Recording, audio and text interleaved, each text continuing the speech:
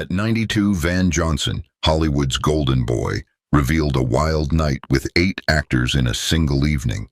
And it wasn't as glamorous as you might think. Today, we're diving into the life of Van Johnson, from his tough early days in Rhode Island to an unexpected helping hand from the legendary Lucille Ball, to the romantic secrets that shook Hollywood. This is a story of glory and pain, of dreams and scars that never fade. Are you ready? Let's begin. Picture a boy born on August 25, 1916 in the small town of Newport, Rhode Island. His name was Charles Vanell Johnson, but the world would later know him as Van Johnson. Van's childhood wasn't filled with the sunny, carefree days you'd expect from the Hollywood films he'd star in later. His mother left the family when he was very young, leaving an emotional void that never quite healed. His father, a strict, cold man, offered none of the warmth Van craved. In those days, Van often escaped into his own imaginary world, dreaming of the stage, of bright lights and thunderous applause. Deep in that young boy's heart burned a fierce desire to become a star, to captivate the world. But that dream wasn't easy to reach. Newport was a quiet, small town where big ambitions seemed out of place. Van knew that if he wanted to succeed, he had to leave, to find a place where his talent could shine. In the late 1930s, still very young, he mustered all his courage, packed a few clothes and what little money he had, and set off for New York City. It was the heart of the arts, where Broadway dazzled with grand plays, timeless songs, and dreams brought to life. But New York didn't roll out the red carpet or shower Van with stage lights. He took on all sorts of odd jobs: waiter, doorman, bit player in vaudeville shows and nightclubs. Those were tough days. Some nights, he went to bed hungry, his shoes worn thin, but he never gave up. He practiced tirelessly, honing his singing, learning to dance, and polishing his natural charm. At the time, Lucille was a rising Broadway actress, radiant with beauty, a natural sense of humor, and an irresistible confidence. She wasn't yet the legend of I Love Lucy, the sitcom that would later define her, but she had a sharp eye for talent. Lucille saw something special in Van, not just his striking looks, with his red hair, freckles, and bright smile, but his explosive energy, warm voice, and rare sincerity in a cutthroat industry. She didn't hesitate. After the show, she approached Van, chatted with him, and decided this young man deserved a spotlight. Lucille Ball, with her generous heart, did something few in her position would. She introduced Van to Broadway producers she knew. She told them, "Give this kid a chance. He's got something." And they listened. Thanks to Lucille's support, Van started landing small roles on Broadway. These weren't starring parts, and they didn't bring instant fame, but they were the first bricks in the foundation of his career. Every time he stepped onto the stage, even with just a few lines, Van carried gratitude for Lucille, the woman who opened the first door to his dream. Can you imagine it? A star like Lucille, busy with her own career, taking the time to help an unknown kid from Rhode Island. That's what made the difference. And it's why Van Johnson's story can't be told without mentioning Lucille Ball. With those Broadway roles, Van began to turn heads. He learned how to captivate audiences, how to make them laugh, cry, and fall in love with him. His talent wasn't limited to acting. He could sing sweet ballads, dance energetic tap routines, and even play instruments like the piano or guitar. He was a triple threat, and Hollywood soon took notice. In the early 1940s, Metro-Goldwyn-Mayer, or MGM, the legendary Hollywood studio, came calling. They wanted to sign Van, to turn him into a silver screen star. And just like that, the dream of the boy from Newport started becoming reality. When Van arrived in Hollywood, he stepped into a different world. Hollywood in the 1940s was the epicenter of glamour, where blockbuster films were made, stars were worshipped, and dreams came true. But Hollywood was also a place of pressure, control, and unspoken rules you couldn't break. MGM, led by mogul Louis B., Meyer didn't just make movies, they crafted images. They decided how stars dressed, spoke, appeared in public, and even who they loved. For Van, MGM saw a gem. With his red hair, freckles, and friendly smile, he was the perfect all-American boy, someone audiences could trust, adore, and see as their neighbor next door. But one crucial detail shaped Van's career during this era. When World War II erupted in 1939 and raged until 1945, America was swept into a global conflict. Many of Hollywood's leading men, like Clark Gable, James Stewart, or Henry Fonda, enlisted, leaving a gap on the silver screen. Van, however, couldn't join the military. In 1943, he suffered a severe car accident that left a metal plate in his head and disqualified him from service.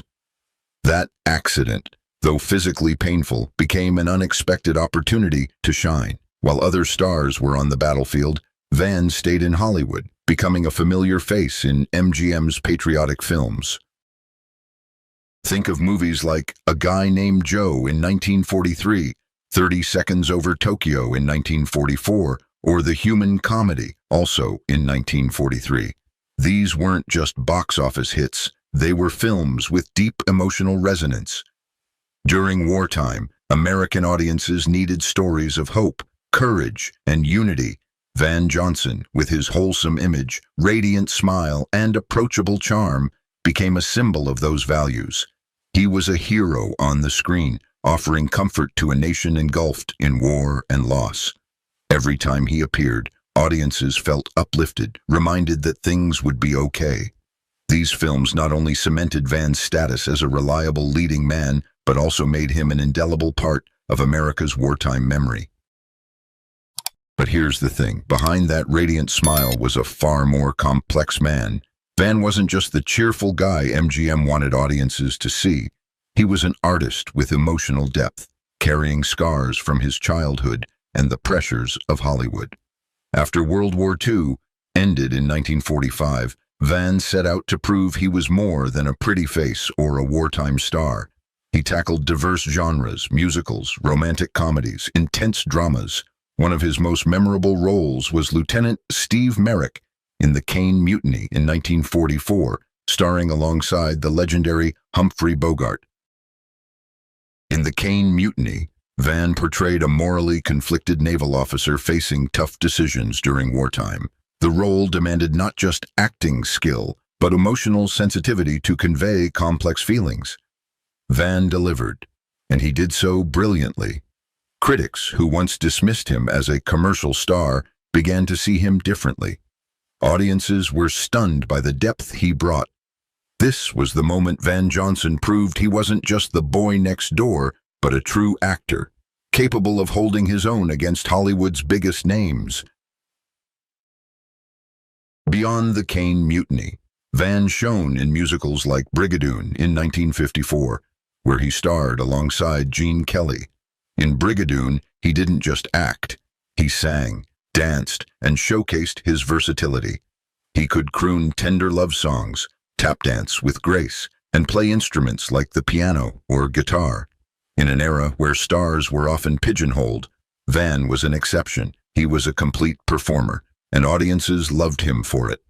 His performances in Brigadoon weren't just entertainment. They were a declaration that he could do it all, from romantic, comedic roles to those requiring emotional depth. But what made Van Johnson truly special wasn't just his talent, it was how he connected with audiences. He was dubbed the teenage girl's idol, with thousands of young fans writing him letters every week. His fan mail rivaled that of stars like Frank Sinatra or Clark Gable. He wasn't just a hit in America, but a global icon, embodying optimism and the post-war American dream. In the 1940s and 1950s, Van Johnson was a beacon of hope, a brighter future after the dark years of war and economic hardship. But as I mentioned, fame always comes with shadows. Let's move to a more complex, darker chapter in Van Johnson's story. In 1947, he married Eve Abbott, an elegant and refined stage actress. But something felt off about this marriage from the start. Just one day earlier, Eve had finalized her divorce from Keenan Wynn, a well-known actor and son of the legendary comedian Ed Wynn. Hollywood buzzed with questions. Why the rush? And why did Van, Eve, and Keenan seem tied together in a strange, tangled web? To understand this, we need to look at the Hollywood of that era. In the 1940s, Hollywood wasn't just a filmmaking hub, it was a machine that controlled images. Studios, especially MGM, held near total power over their stars. Louis B. Mayer, MGM's mogul, didn't just manage careers, he meddled deeply in personal lives. He saw stars as investments, and any scandal could ruin their value. In that context, rumors about sexuality were a major threat. Homosexuality at the time was taboo, capable of destroying a star's career overnight. And Van Johnson, according to many sources, was caught in such rumors. Years after Van's death, Eve Abbott dropped a bombshell. Their marriage wasn't rooted in love, but orchestrated by MGM. According to Eve, Louis B. Mayer and studio executives pressured her to marry Van to squash whispers that he was gay. They needed their big star to marry to quiet rumors about his sexual preferences, Eve said, her voice tinged with bitterness. And unfortunately, I was the only woman he'd marry. This revelation not only shed light on their marriage, but exposed a hidden side of Hollywood, where stars were forced to live fake lives to protect their careers. Van and Eve had a daughter, Skylar, in 1948, and Van also adopted Eve's two sons from her previous marriage, Ned and Tracy Wynn. On the surface, they were a perfect Hollywood family, smiling brightly in press photos. But behind closed doors, things were far more complicated. Eve described Van as moody, prone to isolating himself. He wasn't the cheerful, wholesome figure audiences saw on screen. His difficult childhood, strained relationship with his father, and Hollywood's pressures left deep scars on his soul. When faced with conflict, he'd retreat to his room, shut the door, and cut off communication. This wasn't the typical image of a Hollywood star, but a portrait of a man carrying heavy wounds. But the story doesn't end with the arranged marriage. There was a rumor, whispered in Hollywood's tight-knit circles, that Van Johnson didn't just have feelings for one man but for multiple male actors, sometimes in a single night. And the most shocking claim, 8 actors in one evening. Can you imagine it? A star like Van, with his wholesome image, adored by millions, rumored to have such bold romantic adventures. Where did these stories come from? In the 1940s and 1950s, Hollywood had an underground scene where gay or bisexual stars sought freedom at secret parties. These gatherings took place in lavish Beverly Hills mansions, secluded Laurel Canyon estates, or even on studio lots after hours. According to some accounts, Van was a regular at these events. Names like Roddy McDowall, Farley Granger, Clifton Webb, Anthony Perkins, and even a young Rock Hudson were linked to him. One famous anecdote claims Van once bragged to a close friend about a marathon night with 8 male actors from major studios like MGM, Warner Brothers, and Fox. While the number might be exaggerated, it reflects a deeper truth. Van, like many stars, lived a double life. One was the boy next door, the hero of American audiences, loved for his bright smile and clean image. The other was a man yearning to love freely, to be himself, in a world that wouldn't accept his true self. These stories aren't about scandal, but about understanding the cost of fame. In a Hollywood controlled by men like Louis B. Mayer, stars like Van had no freedom to love or live authentically. They were pushed into fake marriages, forced to hide who they were. Those secret parties, those hidden relationships, were his way of grasping moments of freedom, of truth, in a life full of constraints. But the price of those fleeting moments was loneliness, a sense of being trapped in an image that wasn't his. Van and Eve's marriage lasted through his peak years, but began to crack after Louis B. Mayer's death in 1957. In 1961, while performing in The Music Man at London's West End, Van reportedly began a relationship with a young male dancer in the troupe. Eve's son, Ned Wynn, later said Van left the family for this man. "He left my mother for a man, a young guy, the lead dancer," Ned recounted. Ned's account not only revealed the marriage's collapse, but showed that Van, in middle age, was finally trying to live authentically, even if only partially. Van and Eve's marriage officially ended in 1968, after years of separation and legal proceedings. But the toll of those years went beyond a broken marriage. Van carried deep wounds. Eve once described him as prone to dark moods, retreating into solitude when faced with conflict. His strained relationship with his father, combined with Hollywood's pressures, left marks that never faded. Sadder still, when Van passed away in 2008, he was reportedly estranged from his daughter, Skylar, a testament to the personal losses he endured. In his later years, Van stepped back from the spotlight. He turned to stage and television, appearing in productions like La Cage aux Folles and The Music Man, as well as popular shows like Murder, She Wrote, and The Love Boat. Even as the entertainment industry changed and the studio system crumbled, Van remained respected, remembered as a star who not only dazzled but comforted millions during America's toughest times. By the 1990s, Van retired. He moved to New York City, living quietly in a luxurious penthouse at 405 East 54th Street, overlooking the East River. It was a peaceful retreat, a place to escape the city's bustle and live with his memories. As his health declined, he moved to Tappan Zee Manor, a care facility in Nyack, New York, along the Hudson River. Nyack, with its artistic community and serene atmosphere, was a fitting place for someone who'd lived at Hollywood's fast pace. And it was at Tappan Zee Manor, on December 12, 2008, that Van Johnson passed away at 92. His death was quiet, without the flashbulbs or fanfare of his glory days. According to records, his body was cremated, per his wishes or those of his loved ones. Though he left no biological children, his legacy lives on through his films, his devoted fans, and the story of a man who lived fully, even at great cost. So, was the story of 8 actors in one night true? We may never know for sure, but the number isn't what matters. What matters is what the story tells us about Hollywood, a place where stars lived double lives, where love was forbidden, and where dreams came with sacrifice. Van Johnson wasn't just an actor. He was a symbol of resilience, of talent, and of desires held back. And thanks to people like Lucille Ball, he got the chance to shine, even if that light was sometimes dimmed by shadows.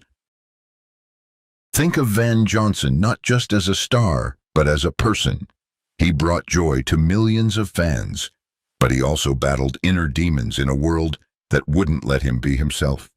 His story is a reminder that behind every glimmer of fame, there are untold stories, unhealed pains. And perhaps the best we can do is honor him, not just for his roles, but for the courage it took to live through those times. Thank you for taking the time to hear this long story. If you love tales of old Hollywood, please hit that subscribe button and share this video with your loved ones. Drop a comment. Let me know what you think of Van Johnson, Lucille Ball, or any star you'd like to hear about next. I'll see you in the next video. Have a wonderful day, and always cherish the stories behind the spotlight.